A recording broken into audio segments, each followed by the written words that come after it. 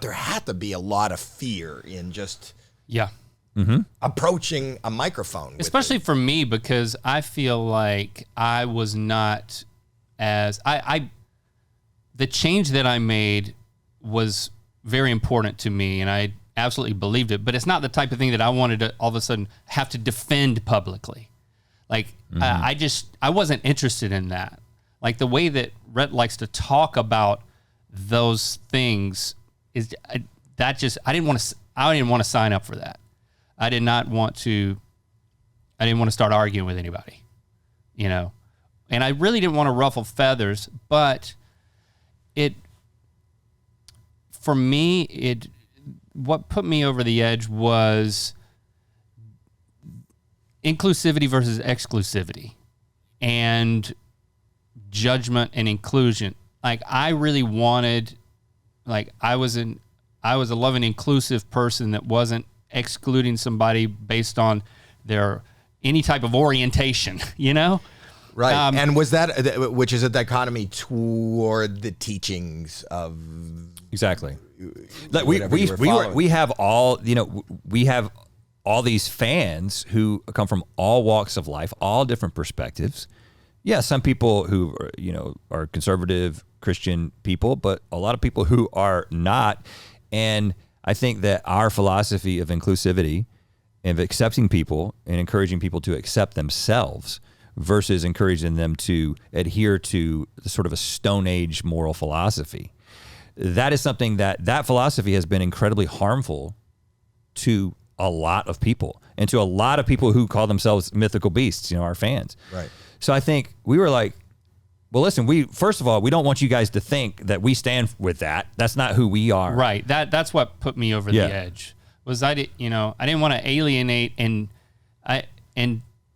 be presumed to be judging fans that I cared about and that I was connecting with and that I was hearing their stories and my heart was going out to them, so I didn't want them to think the exact opposite of what I felt about them as people.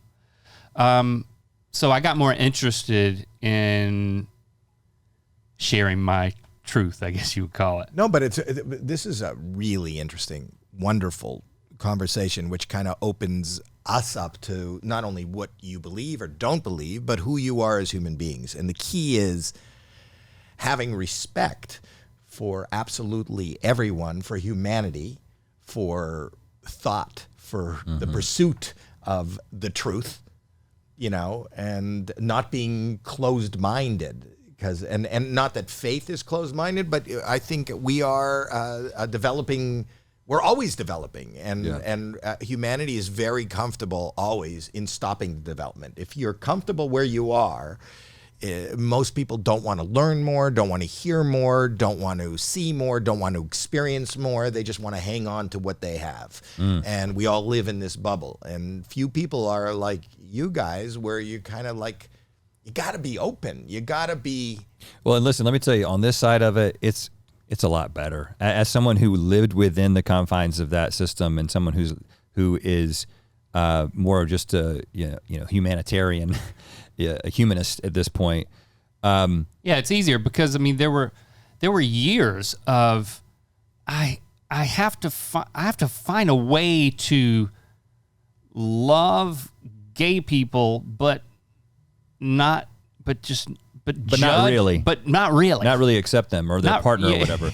But more so than that, for me, because, you know, if you're a Christian, and especially if you're an evangelical Christian, the mandate is the Great Commission, Jesus telling people to go and share the gospel, right? You're supposed to bring people into the fold. What that does is it sets up this dynamic with every single interaction that you have with a person. There's a burden that you need to tell them this thing. And that the dynamic in your mind is that I have a truth. I possess the right answers. I possess the truth, and there needs to be an exchange of right truth to them that they don't have it. That dynamic is toxic. It is debilitating. It changes every interaction that you have with somebody. I enjoy living life so much more now where I get to talk to somebody and I'm like, well, what am I going to learn from this person? Not what can I teach this person? How can I tell this person that what I believe is right? Well, it's like, well, let's see here's another person with another specific experience from a different place in the world. they've got a certain perspective. I have a lot more personal satisfaction out of getting their perspective and being like, well, how does that impact my perspective versus carrying around this book of truth that you have to shove down people's throats in every opportunity that you get. Even if you're doing it in love, it's the dynamic is that you're right and they're wrong and that you got to settle it.